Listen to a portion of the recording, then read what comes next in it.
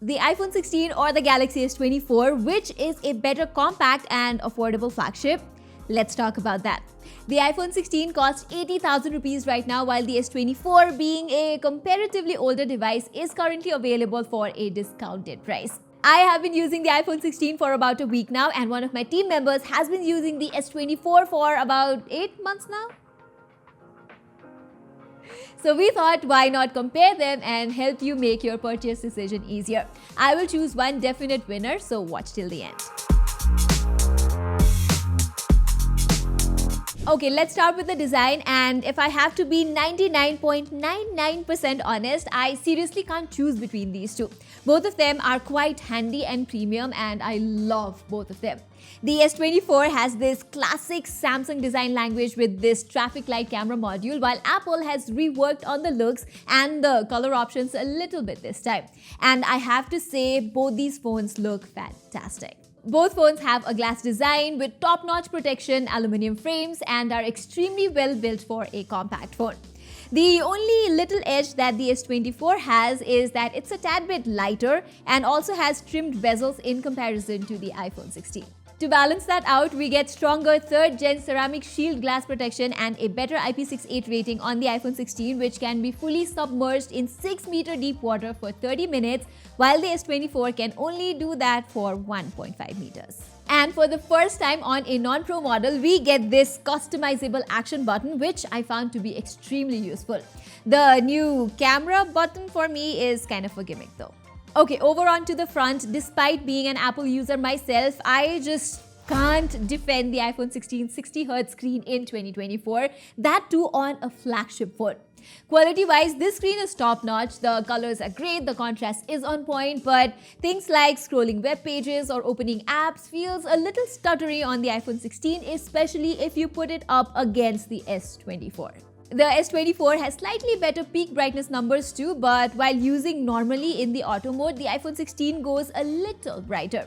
Again, both devices are sufficiently bright in any condition anyway, so I don't think it's actually necessary to nitpick. However, one thing that the iPhone 16 does better is that it can get really dim as 1 nit, while the S24 cannot do that. So if you are a night owl like me, the iPhone 16's display might be more comfortable for you to scroll social media all night. Although scrolling means that you will notice iPhone 60Hz screen again. Okay, I will not troll iPhone anymore. But I do think it's fair to give Samsung a point as far as display is concerned, because the S24 meets all the criteria of a good flagship display, while the iPhone is still tad behind. Now, both the iPhone and the S24 feature great speakers, but Apple has done a slightly better job with the mids and highs on the iPhone 16. They sound really crisp. Have a listen for yourself.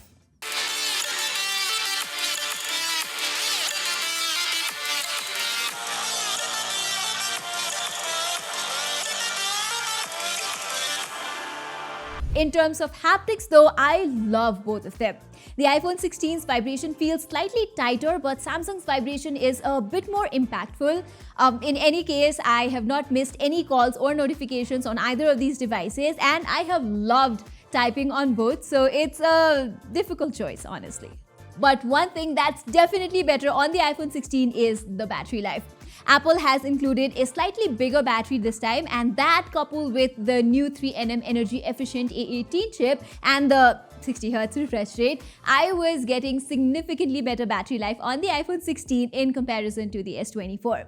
While the S24 gave me a max of 5.5 hours of screen on time, the iPhone 16 would provide almost 7 hours on normal usage, which is commendable for a phone of this size. Also, the overnight battery drain on the iPhone 16 is 0, like nothing at all, while the S24 still loses about 2% when it's kept idle overnight. Charging both of these phones is a slow process though. The S24 charges at 25 watts and takes around 1 hour and 20 minutes for a complete refill, while the iPhone 16 charges even slower at 20 watts and takes around 1 hour and 35 minutes to fully juice up. But when it comes to wireless charging, Apple has upgraded to 25 watts this time, while the S24 is still stuck at a measly 15 watts. Hopefully, with the new S25 series, we will get to see faster wireless charging too. Anyway, this year, the major change that Apple has brought to the entire iPhone 16 lineup is in terms of the performance. Instead of going for older, tried and test chipsets, Apple decided to go for the new A18 chip on the iPhone 16, and let me tell you, this chipset is really powerful. If you look at all the benchmark numbers, the stability scores and everything, the iPhone 16 tops the S24 in almost everything. Likewise, the iPhone 16 gets less hot than the S24 as well. Over the years, we have seen Samsung trying to push Exynos in their low-end flagships, and they're not bad, but one thing Exynos does not do well is in terms of sustained performance. Running something like an Antutu or 3D Mark test for 3 to 5 consecutive times, the S24 starts throttling the performance, whereas the iPhone 16 does not do that. The temperature numbers are also more favorable on the iPhone, whether it's while running complex benchmarks or doing something like recording a 4K video for 30 minutes. Even when it comes to gaming, the stability is better on the iPhone 16, whether it's in mid-tier games like PUBG or high-end ones like Genshin Impact. Now, you have to know that even the iPhone 16 is not a perfect gaming device because the 60Hz screen is bottlenecking it to reach higher FPS, so gaming at smoother 90 or 120 FPS is not a possibility here at all. On the other hand, the S24 does allow high FPS gaming, but as I said earlier, the sustained performance and stability are not that great on this phone. Although doing normal things like opening apps, multitasking, etc., both phones are pretty neck and neck. Alright, so when it comes to software, both Apple and Samsung are at the top of their game. I am not going to get into the whole iOS versus Android debate, but you do get 7 years of OS updates on the S24, while looking at Apple's history, you are bound to get 6 to 7 years of update on this iPhone. And this year, there are a lot of customizability options that Apple has introduced, so it does not feel constricted using an iPhone either. However, one thing that Samsung tops is in the AI features, at least for now. I mean, Apple did introduce Apple Intelligence way back in June in WWDC, and I was kind of hoping that it will be available in the new iPhone 16 series, but no. It will be some time before Apple Intelligence actually arrives in the newer iPhones. With Samsung, all the AI features are already here, very functional. Circle to search, voice transcription, everything. So Samsung has a little edge over Apple in this area. Alright, let's talk about the cameras now. And here too, spec-wise, Samsung has a little edge with the extra 3x telephoto lens, which means you will be able to take some stunning portraits with it. On the other hand, the only significant change that Apple has made this year in the iPhone 16 is that they have added autofocus in the ultra-wide-angle lens to be able to click macro photos. In Samsung's case, there is no option for macro photos as such. Anyway, I have clicked a ton of pictures from both these devices, and just like every year, the most apparent difference is in the color tone. Samsung prefers bright and vibrant colors, while iPhone 16's images are kind of flat and laid back. Details and dynamic range are pretty comparable on both though. Now, I am someone who likes punchy colors and pictures that are sort of social media ready, so most of the time I preferred Samsung's images, although in some pictures I have loved the contrast that the iPhone 16 produces. And if you like raw, unfiltered images, it's the iPhone's output that you will like better.